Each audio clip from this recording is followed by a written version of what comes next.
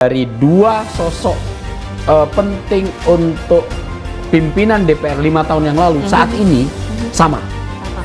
Di situ dimotori oleh Puan Maharani dan Sufmi Dasko Ahmad. Kalau yang disebut oleh Prof. Sufmi Dasko Ahmad tadi, saya paham bahwa saat ini ada 3 hutang undang-undang yang kemarin menjadi perhatian luar biasa oleh publik. Nomor 1 adalah perlindungan pembantu rumah tangga. Kemudian undang-undang yang kedua adalah undang-undang perampasan aset. Yang kemudian menjadi perhatian publik terkait undang-undang adalah undang-undang hukum adat. Di sisi lain, dengan 100% kekuatan politik berkursi parpol di DPR ini akan menjadi penyokong utama dari pemerintahan, maka segala program yang akan dicanangkan akan segera bisa diwujudkan secara mudah. DPR kita ini dicintai sekaligus dibenci kan. Untuk proporsinya kita lihat pada saat menetapkan Undang-Undang Cipta Kerja Omnibus Law, kritikan juga banyak hadir dari para masyarakat. Kemudian kemarin UU Pilkada juga menghadirkan banyak kritik. Akan tetapi di beberapa sisi ternyata DPR kita saat ini tidak buta mata gitu. Misalnya DPR kita berhasil untuk mengurai melalui pansus terkait bagaimana pelaksanaan haji. Kemudian lagi-lagi saya sebut proses naturalisasi timnas kita.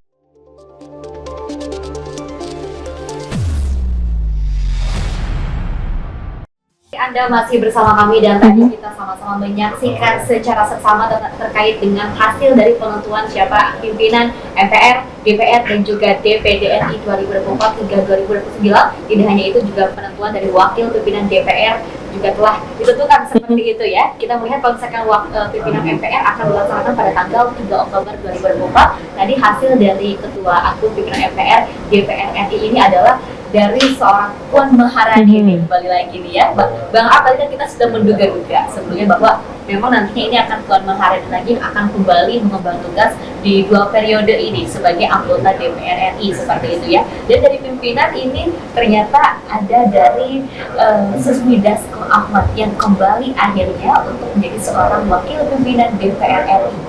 Ya, kalau kita melihat susunan komposisi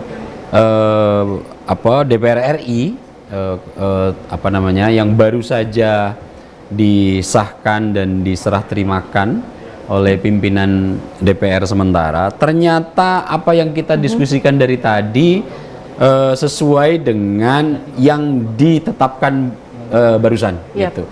Jadi komposisinya ketua DPR adalah Puan Maharani sebagai representasi PDIP, parpol peraih suara terbanyak. Kemudian yang kedua Golkar diwakili oleh Adis Kadir. Ini adalah sosok yang bisa kita katakan meskipun dia dari dapil Jawa Timur, tapi sebetulnya beliau ini lahir di Balikpapan gitu, Kalimantan Timur. Kemudian dari Partai Gerindra ini yang agak cukup mengagetkan juga bagi saya. Gitu. Ternyata Sufmi Dasko Ahmad, Ketua Harian Partai Gerindra, masih sangat dibutuhkan Pak Prabowo untuk melit segala sesuatu yang ada di DPR, sehingga amanah untuk menjadi pimpinan DPR tetap harus beliau sandang gitu. Kemudian yang keempat ada Saan Mustafa. Saan Mustafa ini adalah Nasdem, representasi dari Nasdem. Beliau ini adalah politisi yang asli Jawa Barat gitu ya, mewakili suku Sunda. Kemudian ada yang terakhir adalah Cumcu Samtu Rizal, panggilannya itu Deng Ical. Beliau ini adalah politisi asal Sulawesi. Jadi kalau kita lihat dari masing-masing profil, ini mereka semua bisa mewakili Indonesia yang sangat bineka, sangat beragam, sebagaimana dikemukakan oleh Puan Maharani, bahwa kita harus tetap mengedepankan kebersamaan dalam perbedaan yang cukup beragam ini. Tadi kita melihat dalam penetapan pimpinan DPR sangat berjalan mulus, smooth banget. Ketika pimpinan DPR sementara menyatakan bahwa bagaimana dengan pemilihan pimpinan DPR ini, apakah semua setuju dengan Kompleks Parlemen Senayan Jakarta menyatakan setuju. Benar, tadi perkiraannya dinamika untuk pimpinan DPR ini tidak akan sebegitu kuatnya kalau misalnya nanti kita akan melihat bagaimana dinamika 3 Oktober ya, Bang, pimpinan MPR ini. Dan kalau misalnya tadi lagi-lagi Sufmi Dasko Ahmad dipilih sebagai wakil pimpinan DPR. Kalau Bang Aap di perbincangan di segmen sebelumnya menyatakan bahwa komunikasi yang sudah cair dibangun yang antara pimpinan DPR Puan Maharani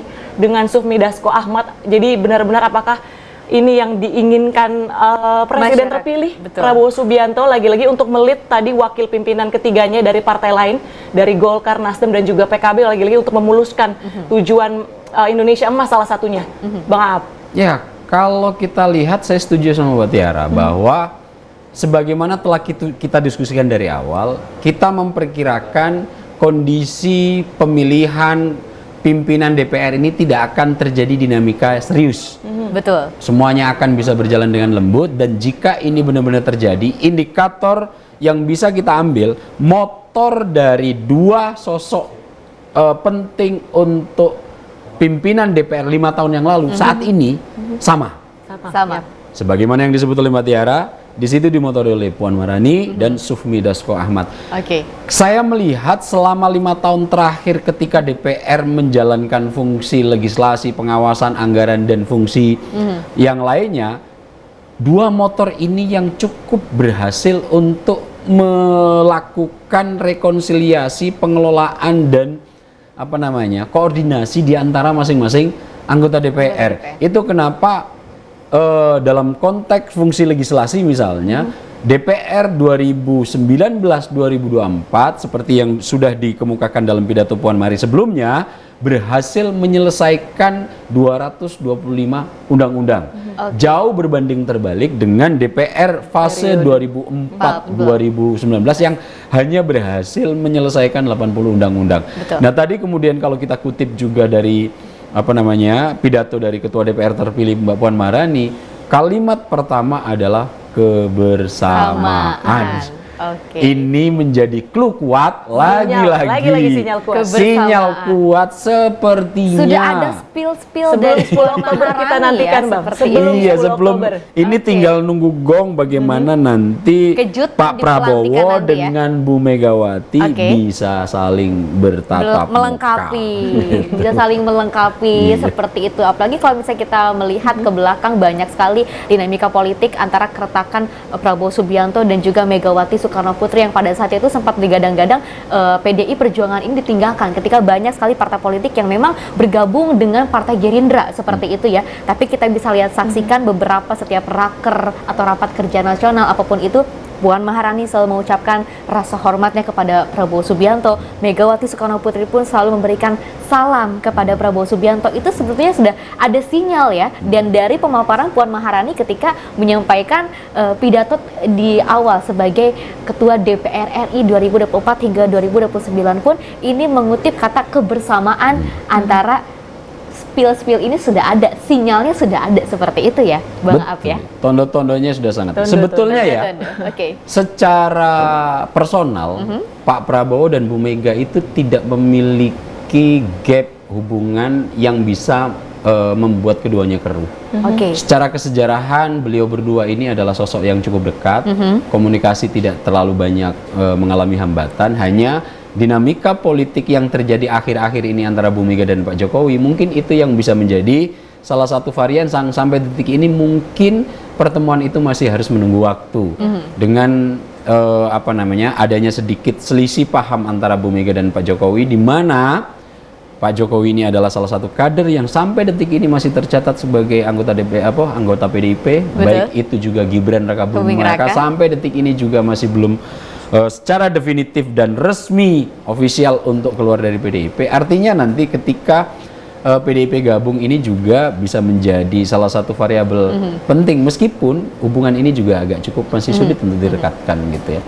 Nah, melihat konteks ini, hubungan Pak Prabowo, hubungan dengan Bu Mega sebetulnya tidak ada persoalan, sehingga ketika itu diawali oleh Pak Sufmi Dasko Ahmad dengan Mbak Puan Maharani untuk kemudian mencoba seperti yang dilakukan kepada Pak Prabowo oleh Pak Jokowi, sepertinya tinggal nunggu waktu. Tinggal Oke. menunggu waktu. Kita akan Tinggal menunggu menunggu. bagaimana jika memang pertemuan itu benar terjadi. Tadi kalau kita salah satu yang disoroti terkait dengan pidato Puan saat pasca penetapan pimpinan DPR, selain mengutip kata kebersamaan, Puan Maharani juga menyebut sejumlah masalah yang kemudian masih menjadi perlu difokuskan untuk kinerja DPR, diantaranya kualitas sumber daya manusia, ketimpangan, kemiskinan, kemudian juga geopolitik.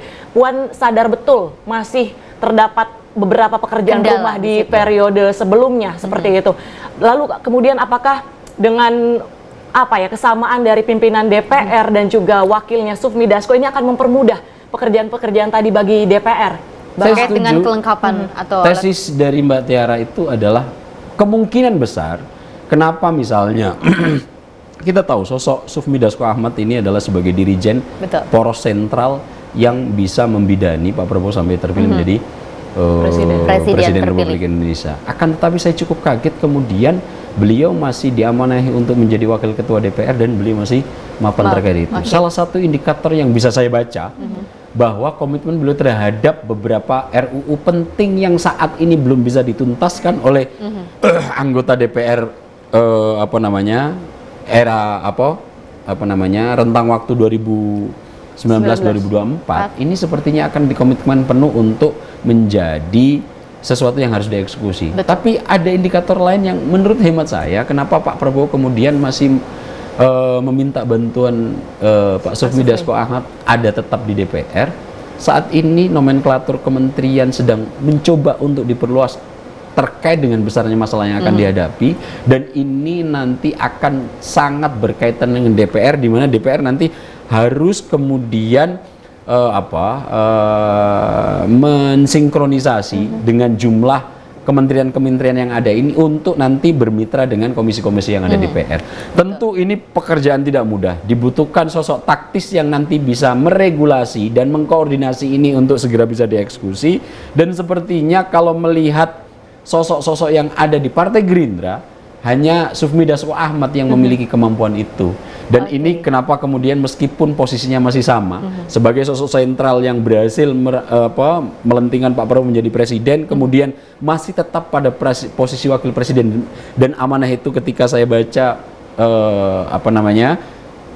Sufmi Dasko Ahmad mengatakan saya siap jika itu diamanahkan, dan ternyata saya melihat memang sinkronisasi pemerintahan Pak Prabowo yang akan memperlebar jumlah kementerian dan badan agar bisa segera nanti itu tune in untuk digas bekerja. Oke. Butuh sosok pengaman yang mampu memiliki kemampuan meregulasi dan pengelolaan yang baik di DPR.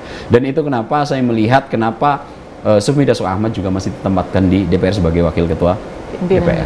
Oke, ini dua orang hebat yang tentunya juga bersamaan bersejajaran ini untuk memimpin bangsa Indonesia untuk menuju Indonesia maju dan juga Indonesia emas 2045 seperti itu ya. Ada seorang sosok perempuan yang sangat hebat seperti itu dari Puan Maharani, dan juga sosok dari rising star politik seperti itu ada Sufmi Dasko Ahmad. Keduanya ini bisa terus mengembangkan tugasnya dengan sama baik, apalagi kalau misalnya kita melihat dari hasil track record pada periode sebelumnya 5 tahun ke belakang, keduanya ini bisa memberikan sebuah hasil yang sangat memuaskan, apresiasi dan juga kritik-kritik dari masyarakat ini sangat membangun seluruh anggota DPR dan juga ketua DPR dari Puan Maharani dan juga Sufmi Dasko Ahmad ya. Karena kalau misalnya kita melihat pemaparan dari Puan Maharani, seluruh kritik dari masyarakat itu harus menjadikan sesuatu yang membangun untuk seluruh anggota DPR RI, maka bersama-sama untuk melanjutkan sebuah kebersamaan seperti itu.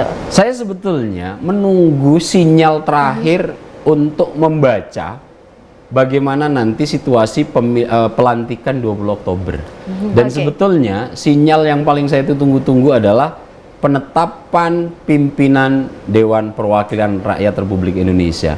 Nah, kalau melihat situasi yang seperti Mbak Tiara dan Mbak Vesita sebutkan, situasinya smooth, Sebut lembut, lancar. halus, mulus, setuju, Oke. tidak ada dinamika yang mengemuka, maka saya meyakini ini sebagai indikator baik untuk mulusnya pemilihan ketua MPR. Kemudian juga nanti ini akan menjadi indikator mulusnya pelantikan pada 20 Oktober 2024 mendatang. Dan saya cukup meyakini bahwa dengan mulusnya rapat paripurna penentuan pimpinan DPR yang barusan terjadi ini, maka sepertinya dinamika ke depan untuk proses politik nasional tidak akan menjadi keruh.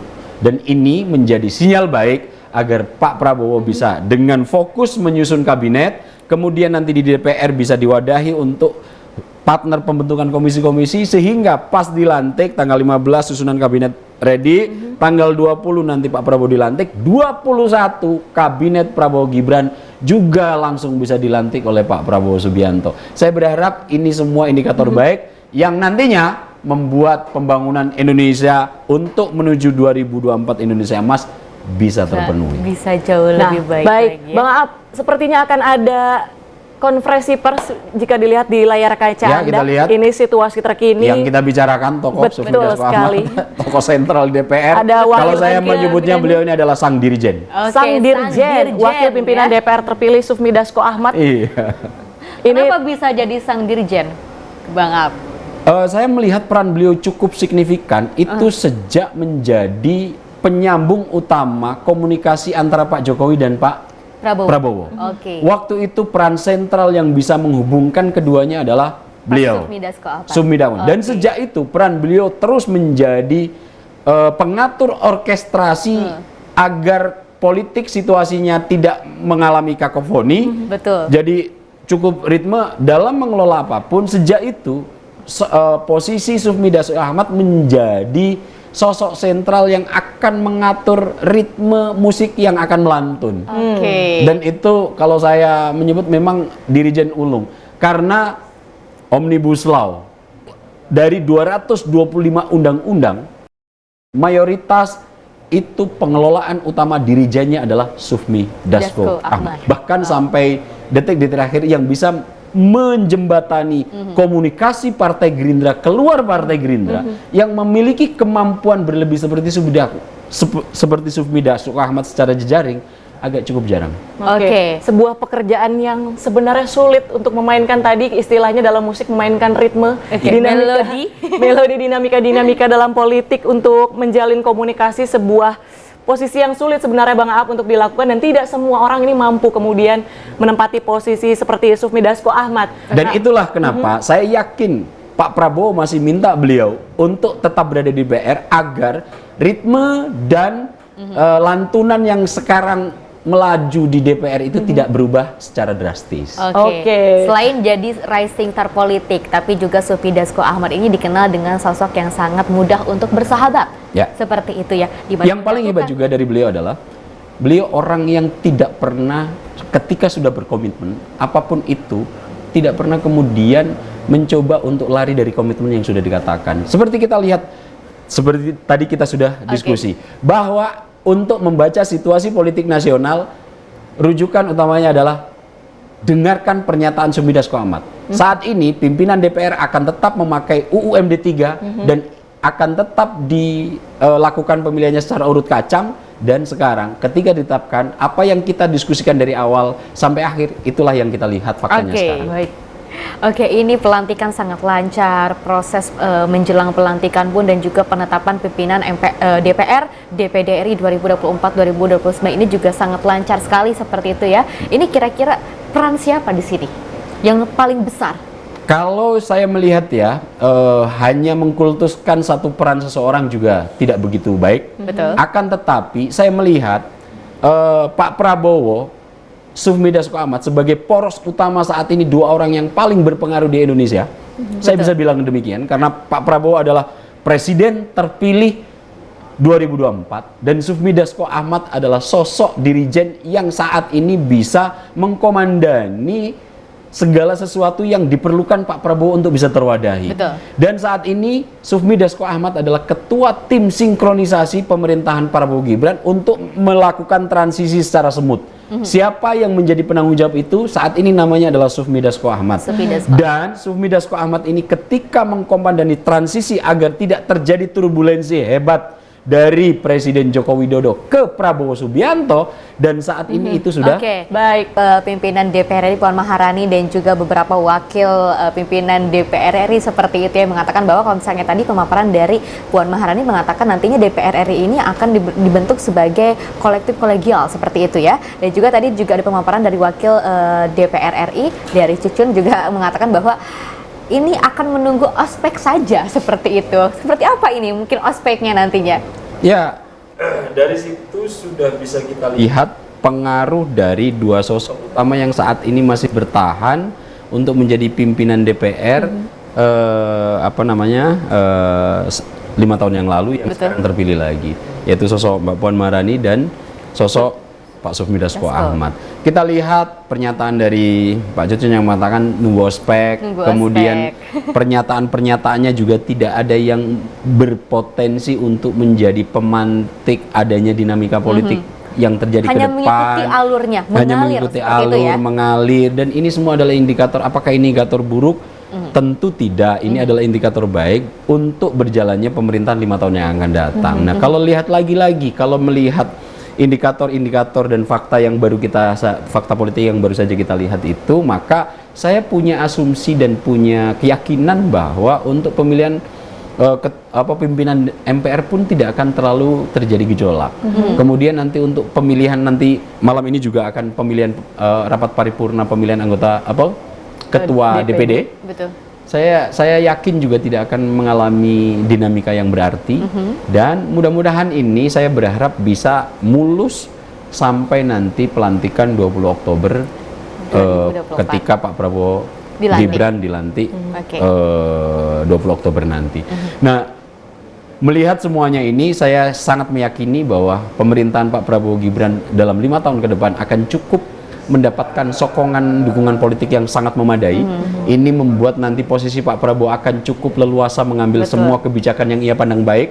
Betul. Dia punya cita-cita untuk hilirisasi, bagaimana kebocoran di sektor SDA itu segera bisa ditambal, mungkin juga bisa akan segera dieksekusi.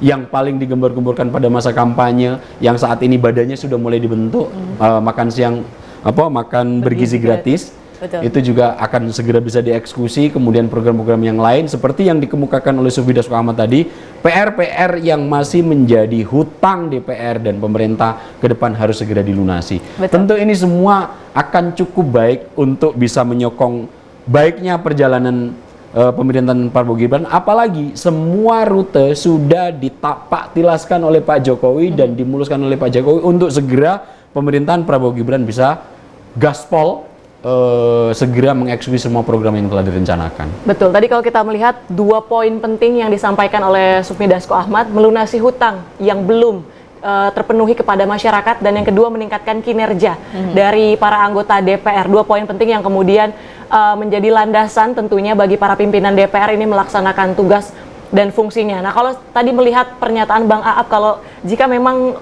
pemerintahan Prabowo Subianto dan juga Gibran ini mendapatkan dukungan katakanlah 100% penuh, ini apakah kemudian bisa menimbulkan dampak negatif atau menjadi bumerang itu sendiri bagi kinerja? Karena lagi-lagi katakanlah tidak ada fungsi tadi mungkin kritik dan sebagainya jika memang PDIP ini bergabung masuk ke dalam kepemimpinan Prabowo dan juga Gibran.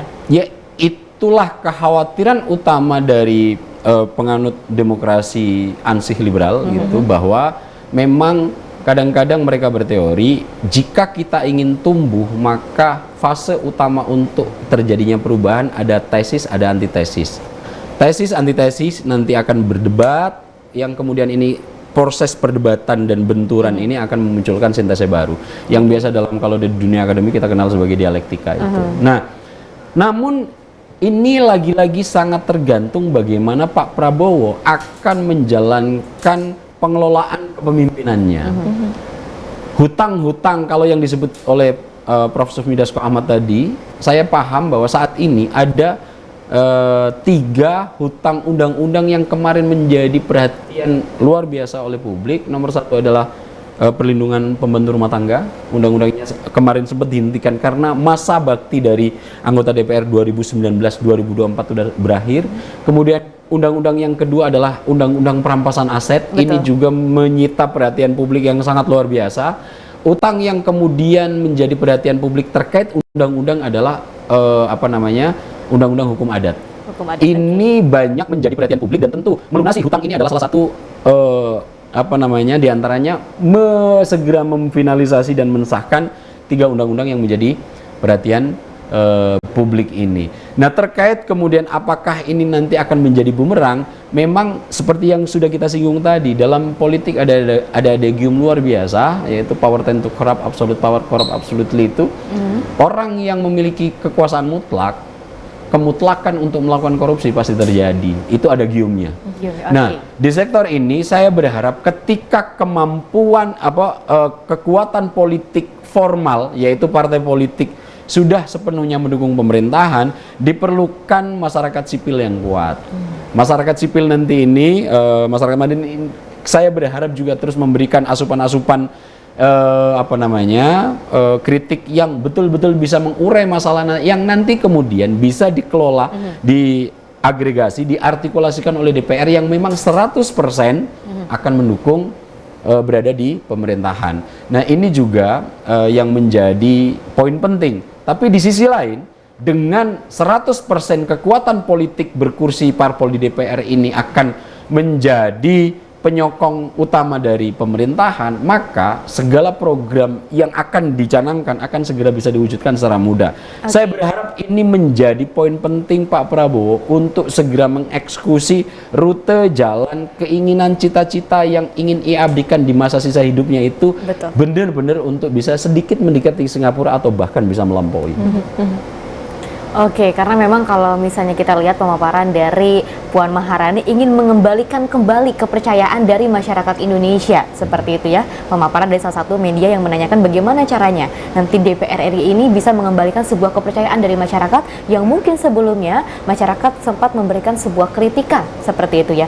Puan Maharani mengatakan akan membuka aspirasi dengan selebar-lebarnya bagi seluruh masyarakat Indonesia, seperti itu. Apakah pernyataan tersebut bisa dijanjikan seperti itu kalau misalnya kita lihat dari pemaparan Puan Maharani, menurut Bang Aap seperti apa? Ya, seperti di awal tadi kita sempat diskusikan, DPR kita ini dicintai sekaligus dibenci kan tadi. Memang ada beberapa 50-50 ya, Bang?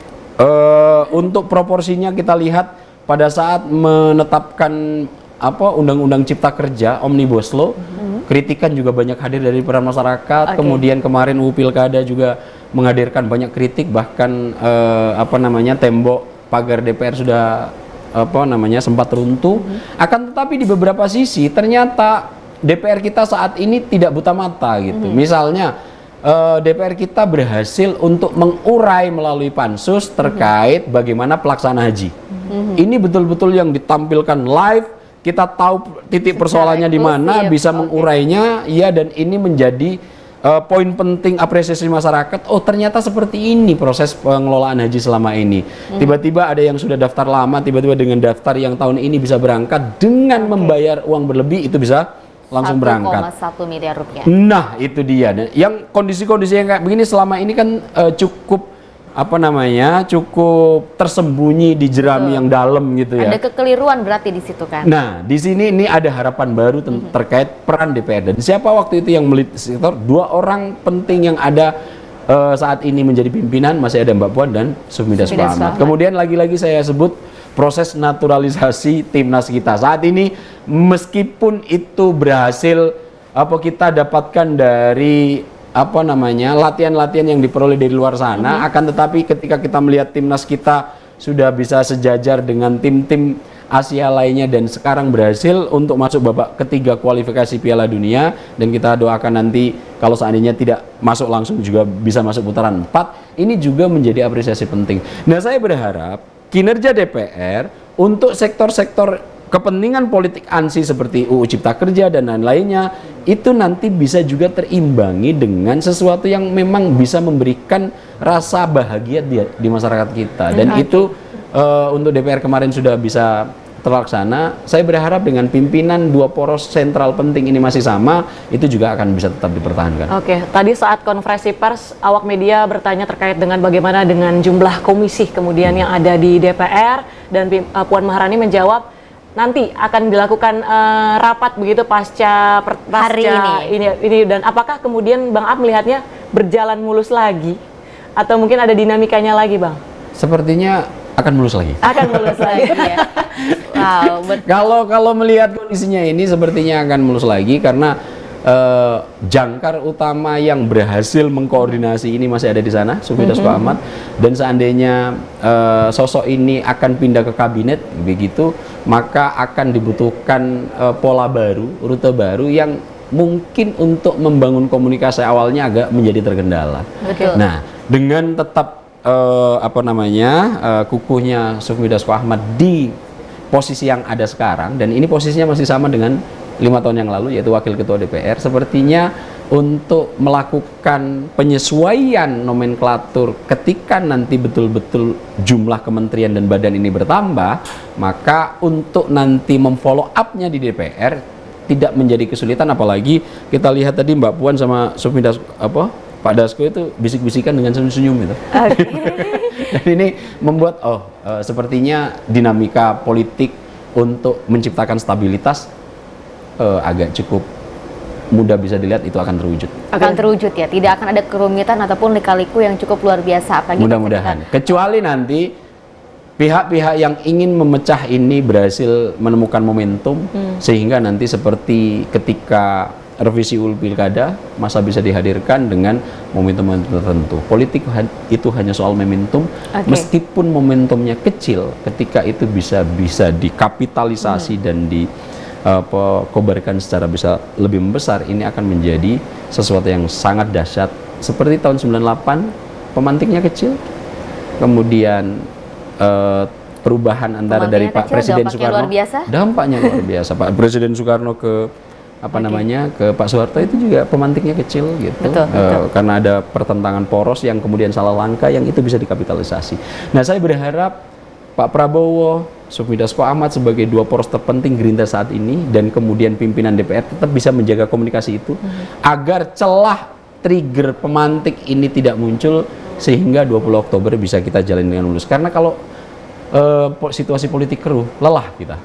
Betul. Cukup lelah, kemudian kita tidak bisa menguras emosi, dan itu semua tidak produktif bagi bangsa kita yang sebetulnya tantangannya jauh lebih besar, di mana pengelolaan SDA kita masih harus digenjot, yang itu merupakan salah satu sektor utama untuk segera bisa menutup defisit APBN kita. Sehingga kalau ini bisa kita lakukan secara kebersamaan, tentu ini akan baik, dan inilah sebetulnya yang paling ditakutkan oleh negara manapun ketika pemimpin-pemimpin kita rukun. Pemimpin-pemimpin kita yang kuat ini bisa sama-sama rukun dan juga mengedepankan sebuah kebersamaan. Kita melihat pada saat sidang paripurna terakhir dari DPR RI 2019 hingga 2024, Puan Maharani begitu bergetar ketika mengucapkan rasa terima kasih, karena kalau kita melihat juga kan akan ada yang datang dan juga akan ada yang pergi. Seperti itu ya. Namanya juga sebuah perpolitikan, akan ada sebuah perubahan seperti itu. Bang Aap, tadi kita melihat terkait dengan laporan dari Jihan Nabila yang baru saja berbincang dengan Jamaludin Malik, seperti itu salah satu anggota DPR RI yang juga terpilih di 2024-2029 ini menggunakan kostum yang sangat berbeda dengan anggota DPR lainnya, seperti itu, dengan dalih ingin tampil beda dan juga ingin menggunakan sesuatu kampanye yang sangat kreatif. Bagaimana tanggapan Bang Aap? Ya, di tengah kelelahan anggota DPR itu cukup menghibur.